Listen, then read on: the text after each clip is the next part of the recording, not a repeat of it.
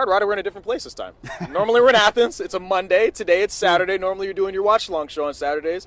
Today you're here in Jacksonville. Yeah. I mean, what was it like just being out here? Obviously this rivalry, it was my first time being able to see it. I was really impressed. What were you impressed with? Well, you can see why I love coming to this one. I love to doing the watch-along with Coach Donnan every year, every game, every season.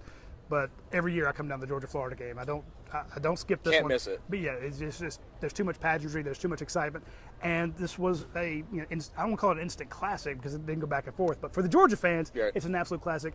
You asked me what I was impressed by, the fact that Georgia did not panic. Florida gets the ball, they drive the field instantly, they score a touchdown. Georgia drives the field, has to settle for a field goal. Florida's coming right back down the field again, and Georgia stops them.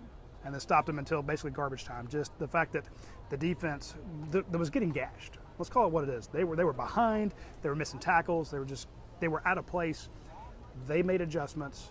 They shut down Florida and just were basically impenetrable for 2.5, 3 quarters. I mean, they just shut everything down that Florida was doing. So the fact that they did not panic, there's no fear in them. They're like, oh no, here we go again. They just absolutely destroyed them. And then Carson Beck just on the money. Ladd McConkey killing everybody. Dejon Edwards, 106 yards last year, 95 yards this year. Kid special. 4 touchdowns in 2 games. He is a Florida killer. So between him and Ladd McConkey doing his thing, and then Janil Aguero getting a safety, and Georgia practiced really hard on they knew that they could block a kick or field goal. Yeah. They worked on about twice as much in practice this week. They saw something on tape, and it paid off for Georgia. Again, just momentum changers. So it wasn't sometimes you need a play to go your way to grab momentum and build on it. They made it happen. So that's what impressed me is they're like, oh, that's enough of that, Florida. Stop it. Right. Go back to being Florida. We'll go back to being Georgia. And I think that this answered a lot of questions that people had. There really was that worry early. They went, like you said, right down the field. It seemed like you look at the stat sheet. They looked like they were running the ball really well, and all of a sudden you start adding up all these sacks that Georgia had. I think they finished with 4 on the night. I mean, you start going out. You get to the quarterback a little bit more. They're creating more pressure. It felt like it just disappeared. Whatever was going on for Florida, it just seemed to stop. Was it adjustments? Was it just they maybe locked in a little bit more? I mean, what was kind of the difference? I think basically they were worried. First off, they're like, okay, we're not going to worry so much about the run, but we're going to work. They were doubling up. They're bracketing the number 1 receiver, Pearsall, for Florida. They're like, we're just not going to let him beat us. We're not going to because and that's been the thing last year. Yeah. There'd be like Hyatt or somebody who could just get Georgia and got behind them and just it was a one-man wide receiver crew. And they're like, we're not going to let that happen. And once they realized, well, if we're focusing on this one guy, they're gashing us with these slants, they're gashing us on these screens. Let's go back and go after the quarterback. And they started beating the offensive line. They started getting to the quarterback, and they started covering better. And then there's nothing Florida could do. And it turned into sacks, turnover on downs, safeties. I mean, it was incredible. Not the safety, the strip sack. Yeah. Turaming and Dawkins, who knew he was going to come back. That was kind of a shocker. So the defense basically they adjusted their scheme a little bit, and they executed better. And then Florida had no answer for it. It was interesting listening to Coach Smart post game. Somebody asked him, "Is like, look, well, what kind of changed? Like, why were you guys able to maybe get to the quarterback a little bit more than you guys normally have been in other games?" And he basically said they were giving us the opportunity to. They had to drop back to pass, and when you give this team time to get to the quarterback, they're going to get there just based on how much talent they have. Well, I mean, you look at the fact that they were at one point Florida was Graham Mertz was completing 80% of his passes. Yeah, unheard of. But none of them were like 10, 15, 20 yards down the field. It was all short dump passes, and he's not a runner.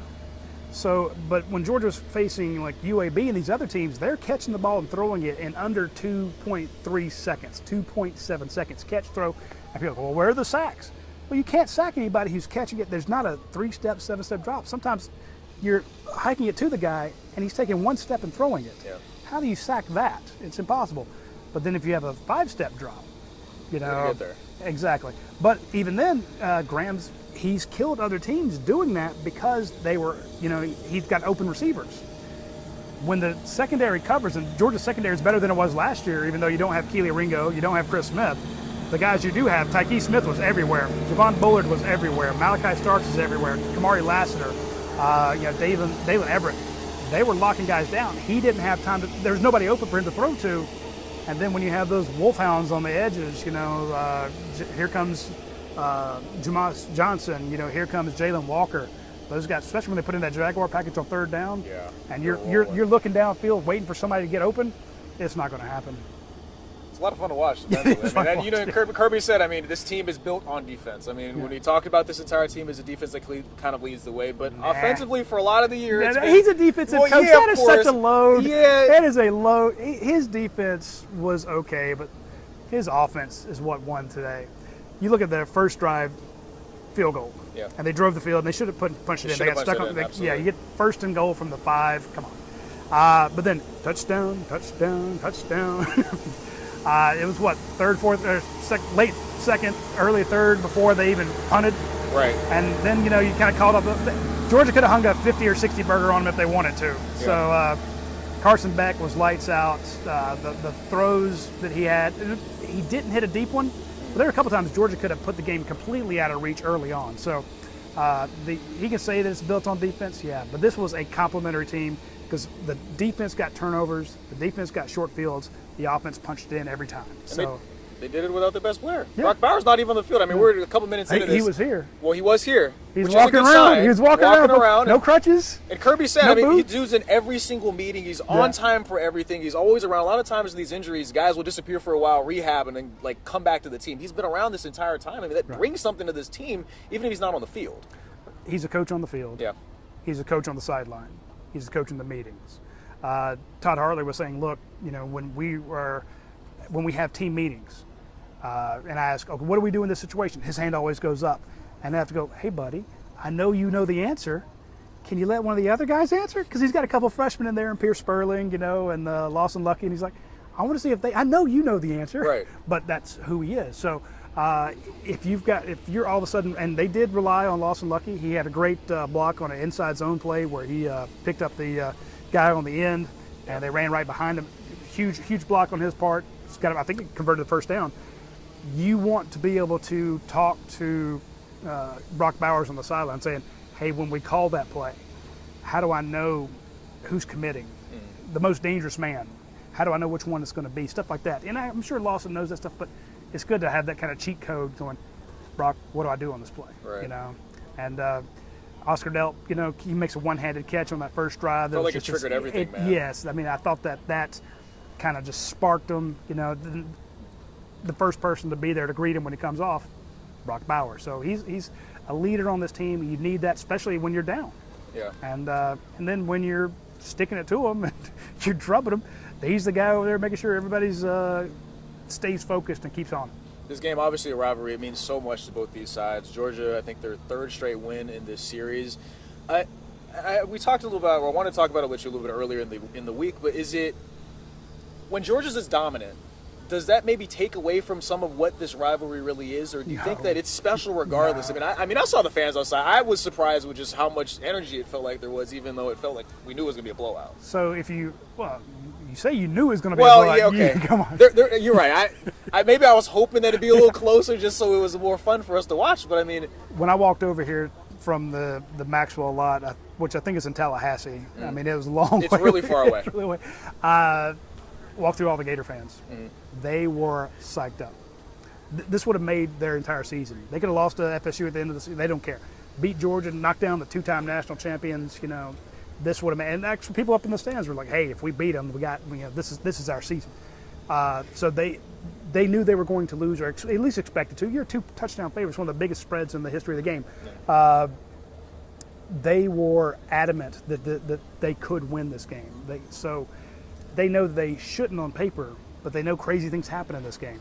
And if you looked at the first 7 minutes, you think, man, Florida's got a chance to win this thing. But that's not how it goes. So even if it's one-sided, it's been one-sided for Florida. Go back to the 90s. It was one-sided. The Georgia fans still came, and they got their butts kicked, and they drove back home up 16 and up 95, and they hated it. And Florida fans will drive back, and they'll hate it. But they'll all be back next year. It doesn't matter if it's one-sided because there's been so many give and takes, and there've been so many season-ruining wins, where you come out and you just play spoiler, even if you're not going to go on to anything. They hate each other that much. Yeah. You never get tired of hate. No. Hate's addictive. It's absolutely addictive, and these folks love it. They love to hate each other, and the Georgia fans and the Florida fans are screaming back and forth, and it doesn't matter what the score is. They'll always come to it, and that's why it's unique. Kirby did say post-game that most of the time the East goes through Jacksonville just because of the history between these two sides. Absolutely. And both teams have ruined it for each other. Exactly, and that's kind of the point. I mean, that hater mentality kind of gets in you. Before we go, Radi, I want to ask you about just the next couple of weeks. Obviously, you've got some nice matchups. I mean, we looked at the schedule earlier in the year, and you're thinking, oh, they're going to cakewalk through the season. You've got some ranked matchups coming up, some teams that can really play. That Missouri offense can really go. Coach Smart said it might be the best offense in the country. When you look over the next couple of weeks, I'm saying, the Georgia's faced. Yeah. What do you kind of expect over the next couple of weeks? And I mean, for us watching, how much fun is it going to be able to actually watch some teams that could maybe give them some sort of issue?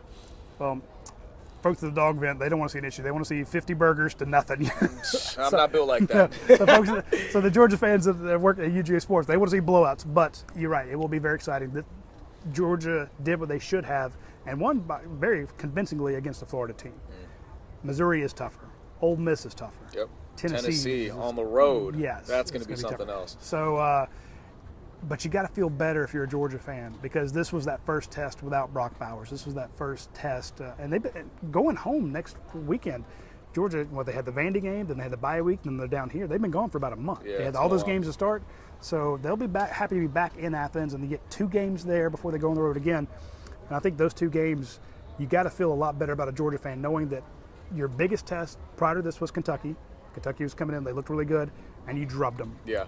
Florida was looking good. Their last 2 wins, South Carolina, Vandy, they beat the brakes off both of them. Everyone's thinking, people are kind of, even Spurrier's picking an upset. People giving, and Florida, Georgia's wounded animal. Georgia drubbed them. Right. I think the national press, the national punditry will have a lot more respect for Georgia going, the 2 real tests they had, they just kicked everybody's butt. So you got to feel confident. And again, you first test without Brock Bowers. Yeah. And again, he's walking. He's here without crutches. He looks pretty good. You saw the post-game thing. Kirby's running around, and Brock's over there cheering. He's walking. He's not limping. I'm not saying he'll be back for either one of them, but it's getting closer. So maybe by that Tennessee game, maybe by that Georgia Tech game. In other words, if you make it, everything's still in front of you. You went out. You're going to go into the SEC championship with maybe a healthy Brock Bowers. Yeah, that makes a huge difference. Playoff run. And Ladd McConkey, Kendall Milton, Dejon Edwards, Dominic Lovett looked good today, Ra Thomas. I'm just saying, this is a dangerous football team. Oh, and you get Xavier Truss came back. He got banged up at Vandy. He came back, played most of the game. Marius Mims, maybe the best offensive tackle in the entire SEC. He could be back in time. So if you're a Georgia fan, and you want an exciting game. They want blowouts. Yeah.